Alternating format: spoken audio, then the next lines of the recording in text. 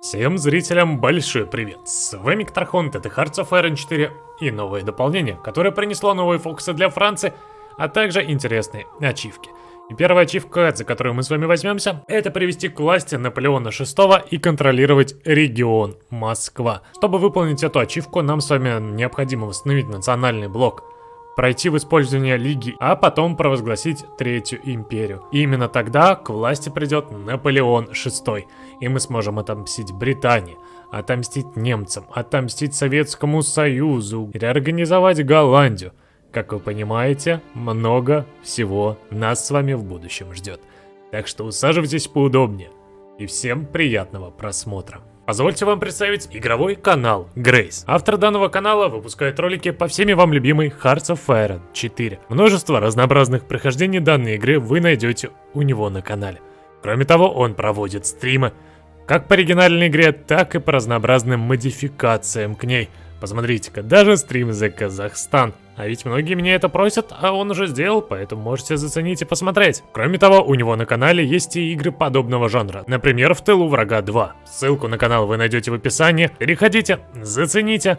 И не забудьте подписаться, если вам зайдет. Смотрите, уже 29 июля у нас готов с вами совет, и мы можем пересматривать Конституцию. Мы получили с вами модификатор «Конституционная ревизия». Он будет действовать целый год до 7 октября 1937 года. И это время мы дальше двигаться не можем. Только спустя год мы сможем продвинуться. То есть война с Великобританией, как вы понимаете, нас ждет под конец 1937 года. Даже, наверное, уже под начало 1938. Да, уже Британия будет не такой слабенькой. Но ничего, у нас еще есть фокусы, мы запретим с вами коммунистические партии сейчас, и в целом очень много чем можем заняться. Достаточно интересным является фокус на вмешательство в гражданскую войну в Испании. Он за 35 дней всего-навсего прокачивается и открывает немало, на самом деле, решений. Вплоть до тайного вмешательства, где уровень напряженности для отправки добровольцев минус 90. Но дебафы на стабильность, как вы понимаете, достаточно сильные. Но зато мы с вами можем получить поддержку войны, которая достаточно важна для того, чтобы начать перевооружение. Видите, здесь 12% необходимо. Поэтому давайте прожмем закупку оружия. И такие, хоп, перевооружение на фоне этого начинаем. И вот оно, Испания просит о помощи. Можем оказать поддержку, потерять минус 50 политической власти, получить поддержку коммунизма. И поставку снаряжения в Испании, и ей еще базовую поддержку войны накинут за это дело. А можем плюнуть на них. Но в целом давайте поддержим. Благодаря этому фашистам здесь будет сложнее расширяться, так что почему бы и нет. И здесь заодно мы с вами расшифровали шифр Соединенного Королевства. И займемся теперь расшифровкой шифра Третьего Рейха всего-навсего за 217 дней, как видите. Появляется третья страна, которая воюет в Испании, это региональный совет по обороне Арагона.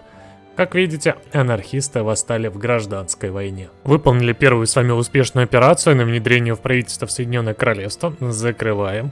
Прекрасный успех. 27 октября 1937 года на дворе мы с вами запретили коммунистические партии. Да, минус стабильность, но зато у нас теперь с вами нету политического насилия в стране.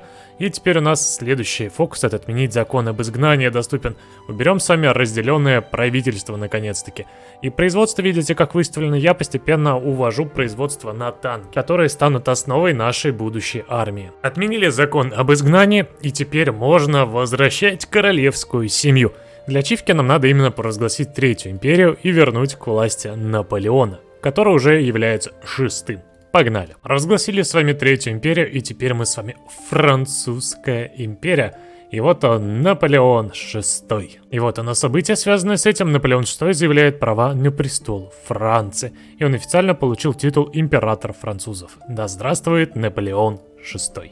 Ну а дальше сразу же давайте мстить за Ватерлоу. Война против Бельгии, Нидерландов и Соединенного Королевства. Отомстить за Ватерлоу готово, и погнали. Войну Бельгии, 25% 26%, и войну сразу же Нидерландам. Прокидываем, и только потом мы с вами займемся Соединенным Королевством, ибо нам нужны будут корабли, которые мы не в плохом таком количестве сможем с вами, как вы понимаете, забрать от Нидерланд. Наши войска, как видите, достаточно уверенно прорывают вражескую оборону. Давайте даже тут Третий Рейх добровольцев шлет. Воу, интересное дело. Ну, я как бы не откажусь от такого подарочка. Халява, она приятная. Падение Брюсселя. Дальше Льеж, как Бельгия все капитулирует. И вот вопрос, а нам надо ли захватывать Бельгию? Ну, в целом, давайте захватим все регионы. Ну и теперь захватываем Нидерланды. И, как видите, они не особо-то даже обороной занимаются. Ну, пытаются, но у них недостаточно войск для этого. Поэтому мы уже добрались с вами до Амстердама, который сейчас благополучно забираем. Все, Нидерланды капитулируют. Их мы с вами делаем марионеткой. Ну, сначала при этом сделав марионеткой голландскую Ост-Индию, естественно. А теперь и Нидерланды следом. Замечательно. Все, у нас теперь с вами есть французская Ост-Индия, как вы видите, нейтральная. Так еще и Нидерланды. Тоже, между прочим, нейтральные. И у них маломальский, но есть флотик для нас. 36 кораблей. Неплохо так, за 22 дня мы с вами с Бельгией, с Нидерландами разобрались. То что теперь полетели войной на следующую страну. Британия, держи нашу войну. Ух! Что у нас тут по преимуществу? 45%. Воу, 45-50. Они Ла-Манш держат вовсю. Отлично. Флот вступился союзный. Как видите, 30 наших кораблей поплыли. Ну, 30 транспортников. Можем дальше начинать высадки. Ой, да, рискованно, конечно, дело. Но что поделать. Надо. Раз за разом, пока тут еще не так уж много вражеского флота, думаю, повысаживаться бы надо бы. Италия. Добровольцев, как видите, здесь зажали наш флот. В одном месте, я надеюсь, в других местах цеплять наши транспортники не будут. При таком раскладе у нас шансов, конечно, побольше высадиться. Побережье пока относительно свободное. Не очень-то много где кто есть. Оно, я бы даже сказал, пустое. Но вот тут вроде как корабли захватывают. Ой-ой-ой. Да. Что ж, погнали. Понадеюсь, наши, скажем так, быстрые танки и маневренная моторизация справятся с тем, что здесь творится. Моторизация меня, безусловно, радует. Очень быстро мы уже до Портсмута добрались. Ой, красиво. Хорошо идем. Если так пойдет и дальше, то в целом шансы у нас с вами хорошие. Быстро основные города забрать, ну а дальше уже, скажем так, и не важно, что будет. Там уже и не страшно. Отлично, Лондон пал. Все в наших руках. Победа близка. А капитуляция Соединенного Королевства 21-20. Как видите, никаких сильных воюющих сторон здесь нету, поэтому если еще хоть немножко победных территорий на нашу территорию перепадет, то все. Капитуляция Британия. Отлично. Это победа. Соединенное Королевство капитулирует. Очень быстро с вами забрали, ну а теперь, как понимаете, марионетить. Британская Индия и британская Малайя. Да, вы становитесь моими марионетками. Марионетка еще мы с вами делаем, как вы понимаете, Соединенное Королевство. Ну и не остатки. Здесь, ой, как много территорий. Ну что ж, придется ими тоже заняться. Завершаем ход и смотрите-ка на эту красоту. Я наделал очень много марионеток. Вот тут, посмотрите на это количество. Да, все территории, по сути, Британии, которые я мог, я сделал марионетками. В итоге теперь у нас тут с вами, да, раздолье огромнейшее. Очень много марионеточных государств. Посмотрите на управление субъектами. Наполеон, да, здесь очень много где вернул монархию. А всего-то стоило повоевать с Британией и победить ее. Как видите, у нас готово с вами оправдание захвата региона против Западной Африки. А значит, мы с вами повоюем с Австралией, с Канадой и, как вы понимаете, с Новой Зеландией. А это идеально, ибо при таком раскладе мы с вами откроем границы с Штатами. А нам нужна промышленность мощная для того, чтобы воевать с Советским Союзом. Так что почему бы этим делом не воспользоваться? Да, заодно разберемся с остатками союзников. Объявляем войну. Начинается противостояние на дворе 28 ноября 1938 года, если что. И все в эту войну вступились, кроме Канады. А вы молодцы, я вам скажу, молодцы. Капитуляция Южной Африки и, собственно говоря, марионеткой. Давайте. И у нас мир. К сожалению, прокинуть войну с Канадой таким образом не удалось. Третий Рейх объявляет войну Чехословакии. Что ж, дело, мягко говоря, пахнет жареным. А нам чего? Вступаемся в эту войну. Если мы откажем, то нарушим гарантию, а так мы ничего не нарушаем, ну и попытаемся, конечно же, продавить. Хотя, честно говоря, я не знаю, дело такое себе. Жареным пахнет, война-то с Рейхом, но с другой стороны, почему бы нет, погнали, Италия коси. Ох, сейчас бы еще и с Италией воевать. Отлично, американцы мне сразу же шлют доп. Оснащения. Спасибо за защиту, а Советский Союз добровольцев хотел, но что-то передумал. Достаточно неплохо, что Третий Рейх начинает сам от нас убиваться. 69 тысяч потерь, да, я тоже немножко вот так потерял. Да, от Италии 76 тысяч, потому что мои войска сюда плыли очень долго. И за это время часть войск, ну даже не моих, а Британия, полегло, но ничего. Савой мы, конечно, потеряли, но дальше наступление итальянцев здесь задержали, а то у меня границы были свободны, как вы понимаете, и я атаки там не ожидал. Начинаем небольшую подготовленную атаку на Третий Рейх. И как видите, неплохо, да, локально, конечно, местами, но мы с вами давим. Советский Союз еще и мне добровольцев шлет, Польша отвергает ультиматум Германии. И сейчас будет в целом-то неплохо, Третий Рейх войну Польша объявляет, значит границы здесь еще свободнее станут. И мы сможем чуть дальше продвинуться. И в итоге, смотрите, Польша уверенно держится под этой атакой. Они вместе с Чехословакией здесь, я думаю, неплохо себя ощущают. В альянс я, к сожалению, позвать не могу, потому что мы не можем даже альянс создать.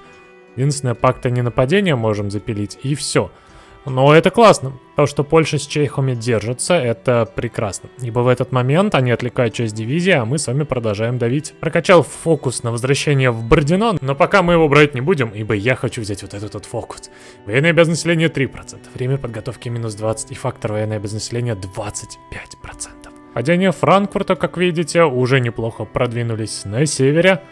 И Испания объявляет войну Великобритании, панцы объявили войну Великобритании. Интересный расклад, окей. Вот это вот вообще нежданно сейчас. У них вроде раньше не было никаких таких фокусов, но теперь, как говорится, держи. Хорошо. 19 дивизий, не так уж и много, но направим на войну. И Португалия тоже в эту войну вступаются. Извини меня, пожалуйста, но Великобритания, а что ты сотворила такого, что здесь вдруг резко такая заварушка пошла? Видимо, что-то явно не гладенькое случилось, раз тут такая жара пошла. Достаточно интересная ситуация у нас на фронте, как видите, с Испанией. Неплохой такой окруженец под Барселоной. И да, давайте им воспользуемся. Отлично, падение Барселоны. И мы сейчас с вами здесь организовали такой неплохой котел. Да, здесь испанские войска новые приходят, но ничего страшного. Закроем котел, и тогда у Испании почти не останется войск. Ну а тут, как видите, неплохо все, под Берлином уже стоим, атаки идут, притом это атаки чисто искусственного интеллекта. Искусственный интеллект самостоятельно, неплохо здесь так прорывает. Хотя вот смотрите, локально можем войти и сами. В итоге окружили эти две территории. Ну, как вы понимаете, сейчас добьем спокойненько те дивизии, которые меня пытаются зачем-то атаковать с минусами. Идут бои за Берлин, они пока, конечно же, не победные, но потихонечку врага мы с вами выдавливаем, это уже неплохо. Отлично, Берлин зеленый, все, Берлин пал 30 октября 1939 года.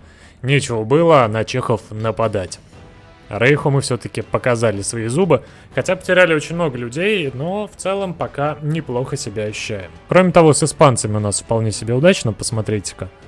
Благодаря британским войскам здесь мы действуем и атакуем. И вот он, падение Берлина, о том, что да здравствует Франция, великая и мощная. До сих пор держится Варшава, чехи почти не продавлены, лишь в нескольких участках. Но в целом дни Третьего Рейха, я думаю, уже отсечены. Его промышленность уже даже не сравнится с нашей, так что думаю, да, со временем наступит его конец. Вражеский агент перешел на нашу сторону. Посудительный допрос и рассказ о том, что ждет ее за обвинение в шпионаже. Пойманный итальянский агент соглашается сотрудничать с нами в обмен на полную амнистию. Жаль, что мы ее сами нанять не можем, ибо у нас лимит. Третий Рейх почти на грани капитуляции. Португалия с франкистской Испанией тоже себя здесь ощущает негладко. Тут потому что, смотрите-ка, Нидерланды высадились. Ох. Ну давайте здесь тоже поможем еще атакой. И, может быть, это зарешает. Здесь мы Вельс берем, к Вене постепенно приближаемся. Да, еще не близко, но если, конечно, вот так вот мы приберемся, то было бы неплохо. Чехословакия почти капитулировала, кстати. Ну и Польша, да. Польша в окружении врагов. Ее еще и Советский Союз есть, но... Как говорится, Советский Союз, кушай. Отлично, Польшу забрали, она стала марионеткой, ну что ж поделать. Сейчас тут, правда, дивизии Третьего Рейха освободятся из-за этого, но ничего, я думаю, справимся.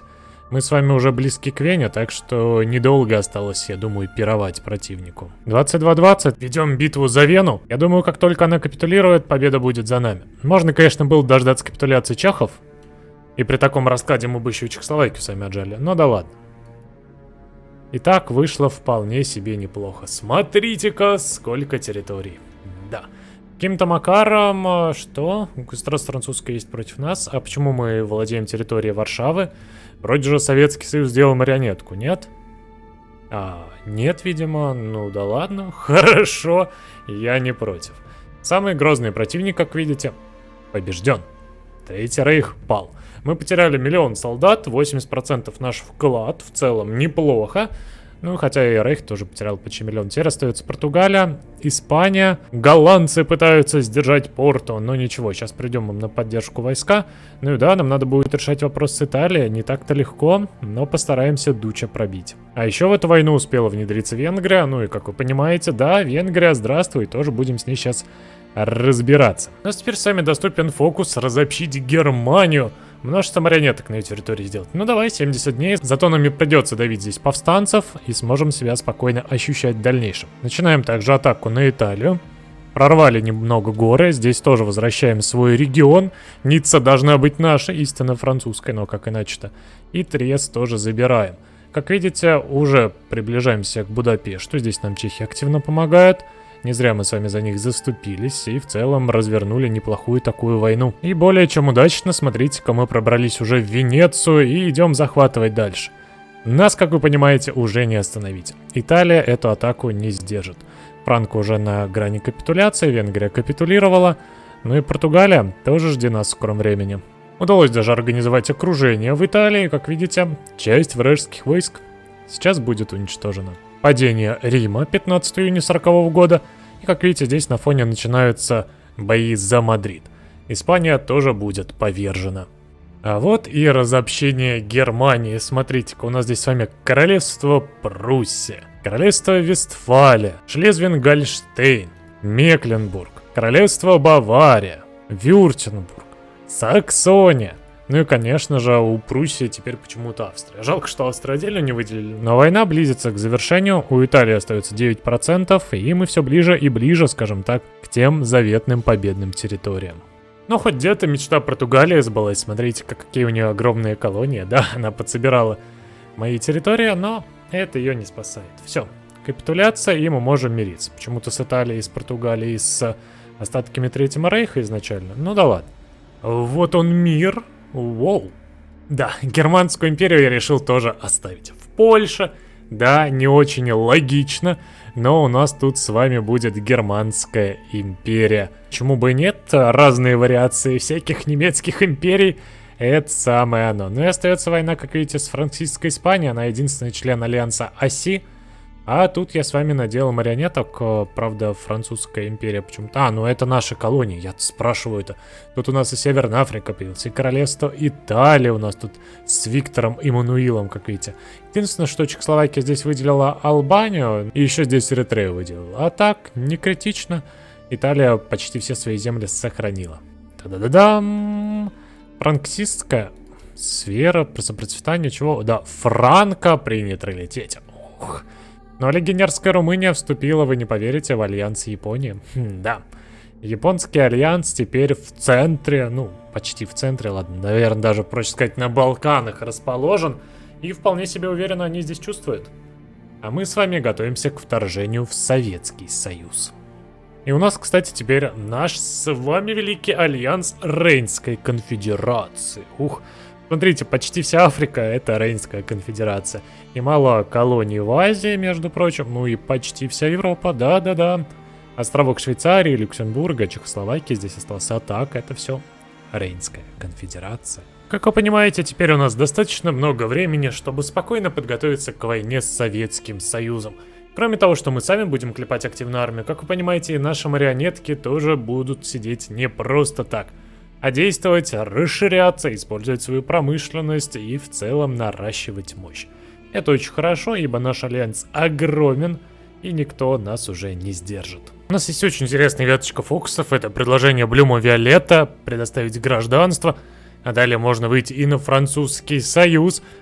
Все это делает все больше наших территорий национальными, кроме того добавляет людских ресурсов с колоний, что безусловно хорошо. Ну а сейчас мы с вами получили национальными Алжир, Константину и Тлемсен. Вроде бы не так много, но все равно 1000 по 60, по 200 с региона станут нашими. 17 мая 41 года начинается противостояние Японии и Соединенных Штатов Америки. Японцы напали на Филиппины.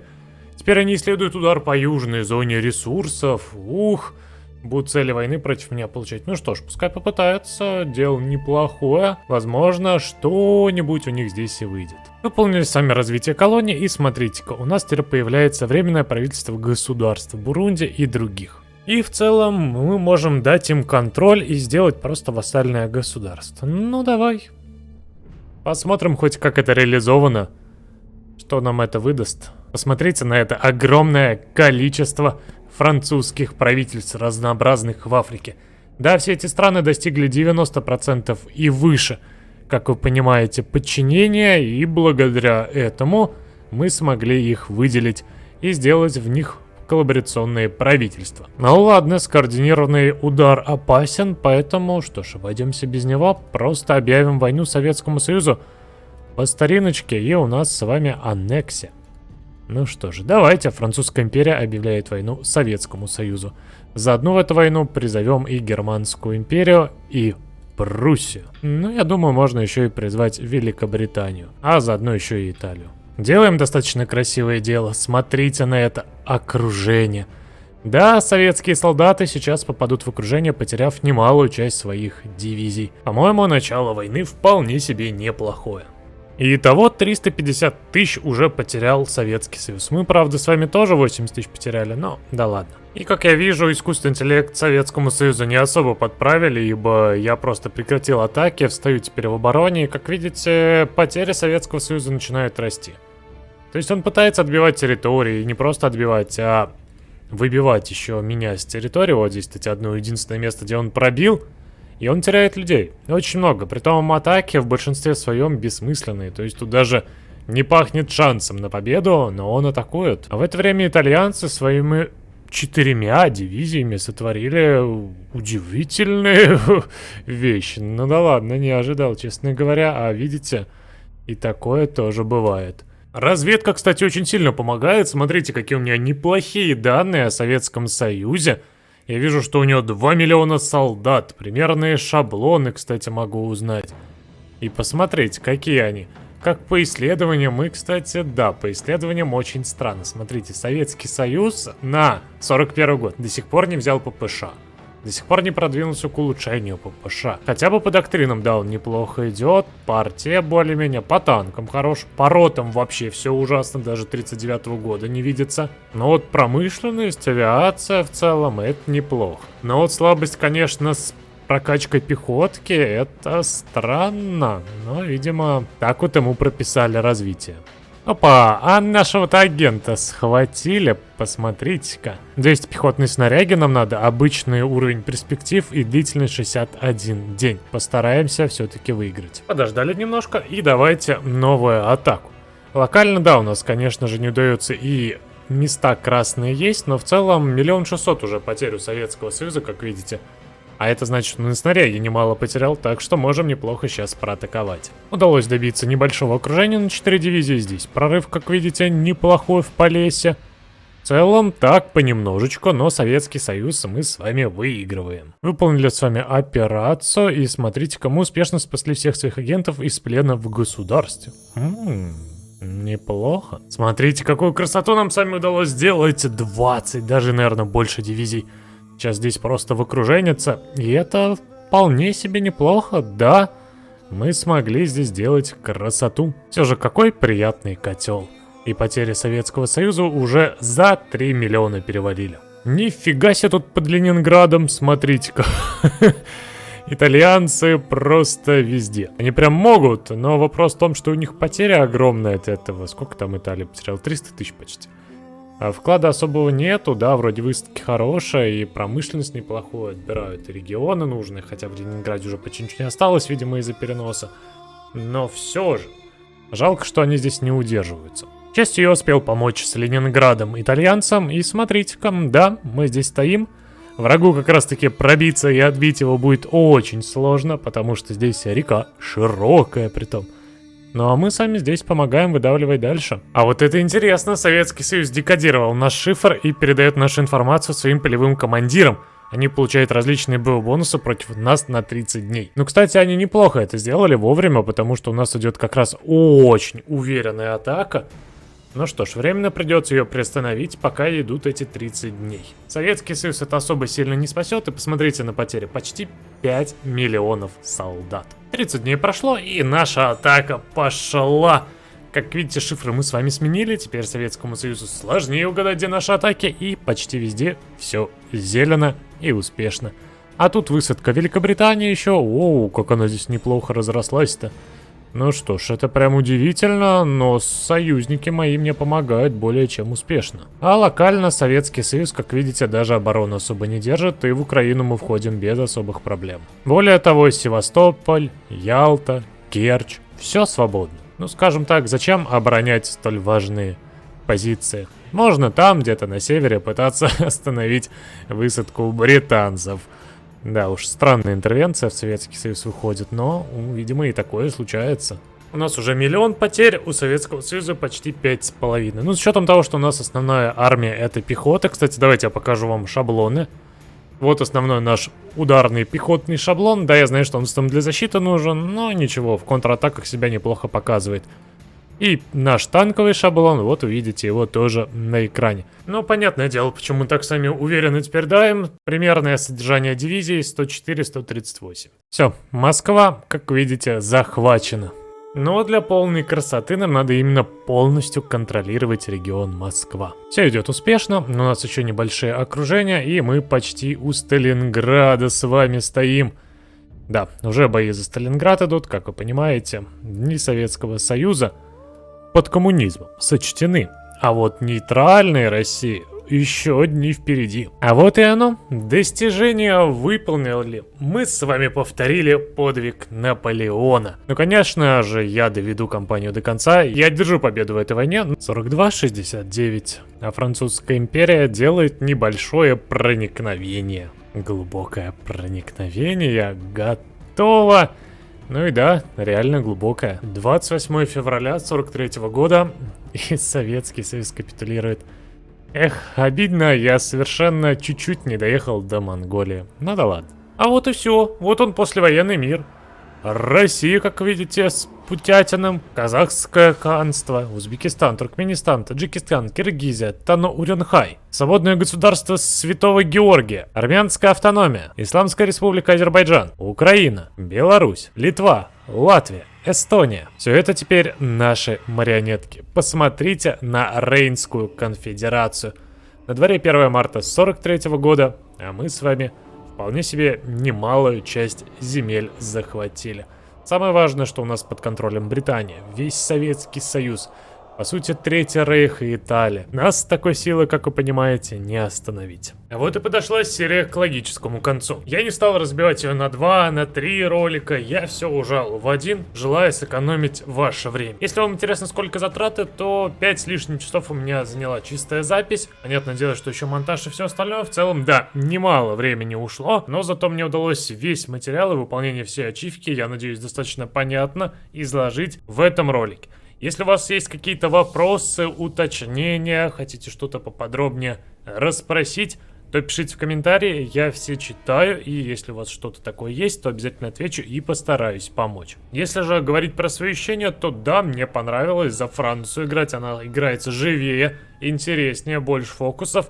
Конечно, печаль, что Советский Союз какой-то слабоватенький, но вы видели, да, то, что было раньше. И, кстати, Третий Рейх по мне стал слабже. Возможно, мне и повезло, и как-то иначе разыгралось, но просто кажется, что Рейх стал слабже. А на этом все. Спасибо за просмотр. Надеюсь, вам было интересно, и вы поддержите лайком этот ролик и мои старания над ним. Подписывайтесь на канал, ну и увидимся в новых роликах. До скорых встреч!